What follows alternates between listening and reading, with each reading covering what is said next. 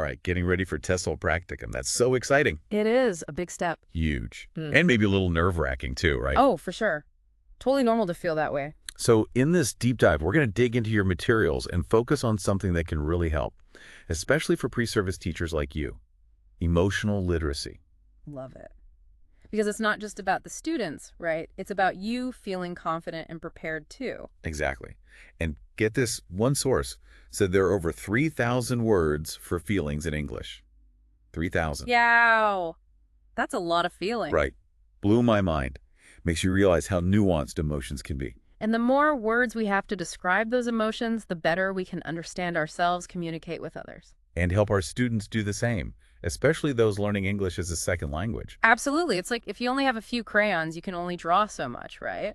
But give someone a whole box full of colors. Then they can express themselves way more fully. I like that. And there's actual research suggesting that naming your feelings, putting words to them, helps your brain process them better. Interesting. So it's not just touchy-feely stuff. There's science behind it, too. For sure. And as you head into your practicum, think about this. What feeling words do you use the most? Good point. Like, do I just say good and bad all the time? Maybe. Could you swap those out for something more precise? Delighted, frustrated, curious? Right. Not only would I be expanding my own vocabulary, but I'd be modeling that for my students, too. Exactly. And think about how eye-opening it could be for students from cultures where emotions are expressed differently. Oh, good point. Giving them those words could help them navigate those cultural differences so much better. Yeah, and speak of expressing yourself, we can't forget body language. One source said it makes up 55% of communication. Whoa, more than half. I always knew it was important, but that much. It's huge. And for TESOL teachers, it's even trickier because what might be a friendly gesture in one culture Could be totally misinterpreted in another. I didn't even think about that. it happens all the time. Like one source described these 5 body postures: computing, distracting, placating. I'd never thought about it that way before. Me neither. And, those labels make it so much easier to be aware of what you're actually communicating. Right. So challenge yourself during your practicum. Observe your nonverbals while teaching. What's your body language saying? Ooh, good idea. It's like learning a whole new language. It is. And speaking of language, there's another powerful tool for teaching emotional literacy: metaphors. Oh, metaphors. I love how they can make complex ideas click, especially for younger learners. Totally. It's like they unlock a door in their understanding. One source talked about how stories like Harry Potter deal with big feelings like loss and anxiety. Right. Shows how stories can help explore tough emotions in a safe way. So for our future TESOL rock stars listening, think of metaphors for common emotions you might see in the classroom: frustration, excitement, shyness. It's like building your teaching toolkit, being ready for those teachable moments. And remember, it's okay if you don't have all the answers right away. You're still learning too, just like your students. Yeah. Okay, let's shift gears a bit to classroom management. One source made this distinction between classroom management and behavior management. Got me thinking. Yeah, it's subtle but important, right? Totally. Because like one source said, a well-managed classroom reduces stress and creates a good environment for learning. Which then makes space for everyone to focus on emotional well-being too. Makes total sense. So what are some strategies that tie into all this emotional intelligence stuff? Well, greeting students at the door, small thing, but huge impact. I can see that. Yeah, Shows you right. care, makes them feel welcome. Exactly. And explicitly teaching procedures, not just assuming they know, reduces anxiety, builds that sense of safety. Like having a roadmap for the classroom. Love it. And then emotion coaching, which focuses on validating students' feelings rather than just dismissing them. Oh, that's key, right? Because all feelings are valid. Exactly. It's about helping them understand and manage those feelings, which are super valuable life skills. It's not just about English, it's about life. And speaking of life, I know you're heading into practicum, which can be both exciting and scary. Like, do I really know enough to do this? Imposter syndrome. We all feel it. Totally normal. So how do we deal with that feeling? Any tips? Well, remember, confidence comes with practice. Just like your students are learning English, you're learning to teach. That's a good way to think about it. It's a process. We're all learning. Exactly. And another thing, project confidence, even if you don't totally feel it yet. Fake it till you make it. Not exactly. It's more about being mindful of your voice, your posture, stand tall, make eye contact, Speak clearly. like putting on your teacher clothes. I love that analogy. It's about stepping into the role, even if it feels a bit unfamiliar at first. So future TESOL teachers, remember, you've got this. You have the passion, the knowledge, and we're here to support you. Absolutely. And we're going to keep this deep dive going, exploring even more about how emotional literacy can help you create an amazing learning environment. Stay tuned.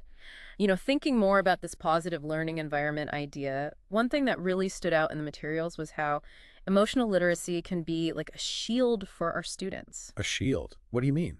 Well, think about it. We're bombarded with information all the time, right? So much of it's designed to like trigger our Oh, emotions. totally. Ads, social media, it's overwhelming sometimes, Yeah. even for adults. Exactly. Now imagine being a student, learning a new language, new culture on top of all that noise. Wow. Yeah. It's like their emotional bandwidth is already overloaded. Right. So teaching them about emotions, it's not just about understanding their own ability and feelings. Mm. It's giving them tools to navigate that whole emotional landscape out there in the world too. So it's like Yeah. protecting them, helping them be more resilient. Exactly. Like Yeah. giving them the power to recognize when someone's trying to manipulate their emotions, whether it's through advertising or social media or even just, everyday interactions. It's like critical thinking, but for feelings. Exactly. One source called it emotionally engaging language. It's basically helping students reframe negative thoughts in a more positive light. Okay, I like that. Got an example. How would you actually do that? Sure. Let's say a student's frustrated because they're struggling with grammar, right? Instead of letting them stay stuck in that feeling, you help them reframe it. It's okay to be frustrated. Learning a new language is tough, but hey, every mistake is a chance to learn more. We'll figure this out together. Ooh, I like that. You're acknowledging the feeling, but also encouraging a growth mindset. Exactly. And the more we model that positive self-talk, the more likely they are to start doing it themselves. Makes sense. So we've got the vocabulary, the nonverbals, metaphors, reframing thoughts. What else can we do to build this emotional intelligence in the classroom? Active listening, really tuning into what our students are saying and the emotions behind the words. Which can be tricky, right? Especially when they're still learning the language. Sometimes what they say sounds okay, but their body language is like totally different. Exactly. You got to pay attention to all the cues, Yeah. words, tone of voice, facial expressions, even their silences. And remember, culture plays a big role in how emotions get expressed, what's normal in one place. Might mean something totally different somewhere else. Yeah, It's like becoming an emotion detective. I love that. And one technique that's super helpful is reflective listening. Paraphrasing what they said, reflecting back the emotion you're hearing. So instead of jumping in with solutions, you take a moment to just be present with them and acknowledge how they're feeling. You got it. It sounds like you're really disappointed about your test score. I get why you'd feel that way. It's tough when you work hard and don't get the result you wanted. That's so validating. Just hearing those words, it can make a huge difference for a student who's feeling insecure. For sure. And for our pre-service teachers listening, remember, this takes practice. Active listening is a skill. Don't be afraid to ask your mentor teacher for feedback or observe how other teachers do it. Speaking of observing, the materials also talked a lot about classroom management's role in creating a positive environment. Right. Remember that distinction, classroom versus behavior management. Like one source said, classroom management is about a well-run space where everyone feels safe and respected. Behavior management kicks in when those expectations aren't met. And the good news is, research shows good classroom management is more about skills than just like some innate talent. So it's something you can learn. Phew. You got it. One of the foundations is establishing those clear procedures and routines. Think about all the little things that happen in a classroom. Entering the room, handing in assignments, transitioning between activities, we do it without even thinking about it. But for students new to the school or from different backgrounds, it might be totally foreign to them. So we got to be explicit, teach it step by step. Exactly, like teaching a new dance. Break it down, model it, give them lots of practice. And just like learning any new skill, it takes time for those routines to become automatic. Right, there'll be bumps along the way. That's where consistency comes in and positive reinforcement. You're building that classroom culture. And when those routines are solid, it frees up everyone's brains to actually focus on the learning part. You got it. Which brings us to another biggie, building community. Because, honestly, learning a new language can be lonely, right? Especially if you're in a new country, away from your family and friends. Totally. And that's where we come in. As teachers, we can help them feel connected, like they belong. Okay, but how do we actually do that? Build that community feeling? One way is by fostering respect and appreciation for everyone's differences. Remember, TESOL classrooms, they're like little microcosms of the world. We've got all these different cultures, languages. It's amazing. It is. It's a chance to learn from each other, broaden our perspectives. When students feel valued for who they are, they're more likely to participate, feel like they belong. So it's not just teaching English, it's creating this space where they feel safe to share their cultures and stories. Exactly. And that sharing, it benefits everyone, breaks down barriers, builds empathy. It's powerful stuff. It's like weaving a tapestry. Each student adds their own thread. Beautiful. I like that. And remember, it takes time. It's an ongoing process, but so worth it. So, future TESOL teachers, think about this. What kind of classroom community do you want to create? What values matter to you? And what small steps can you take each day to make that happen? Because you're not just teaching English, you're shaping lives. It's a huge responsibility, but also such a privilege. It is. And remember, we're here to support you on that journey. Wow, we've covered a lot in this deep dive. From emotional vocabulary to active listening, classroom management. It's like we've built this whole toolkit for creating an emotionally intelligent classroom. And don't forget, a big part of that toolkit is you. Your presence, your energy, your confidence as a teacher. So true. Speaking of confidence, the materials had some great advice on how to project that, even when you're feeling those first day nerves. Any tips for our pre-service teacher about to start their practicum? Absolutely. One of the simplest but most effective things is to just pay attention to your voice. Project so everyone can hear you clearly. Makes sense. If students are straining to hear, they're going to lose focus fast. Exactly. It's not about shouting, it's about finding that balance. Strong and clear, but also warm and engaging.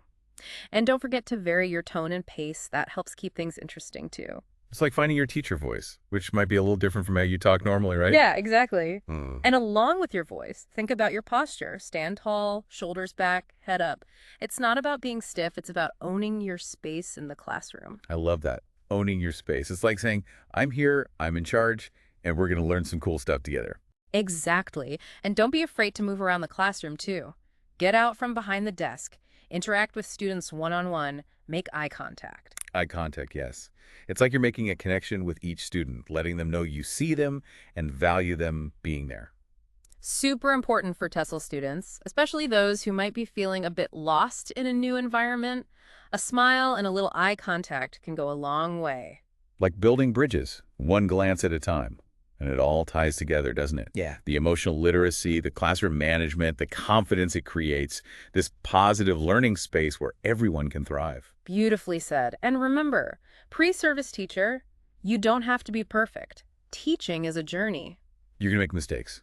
You'll have days when you feel like you're rocking it and days when you're like, what am I even doing? That's all part of it. That's where being kind to yourself comes in. Learn from those mistakes and keep going. And remember, you're not alone in this. You've got your fellow pre-service teachers, your mentor teachers, and this whole community of educators to support you. Absolutely. Lean on those resources. Ask for help when you need it, and celebrate your successes. They'll come, I promise. So as you head into your practicum, take a deep breath, trust in what you've learned, and get ready for the adventure of becoming a TESOL teacher. You've got this. Remember, you have the power to create a classroom where your students feel safe, supported, and excited to learn. What an incredible gift to give to them and to yourself. It's been awesome exploring all this with you. To everyone listening, thanks for joining us on this deep dive into emotional literacy. We'll be back with more deep dives, exploring all the tools and strategies that can help you make a real difference in the lives of your students. Until next time, happy teaching.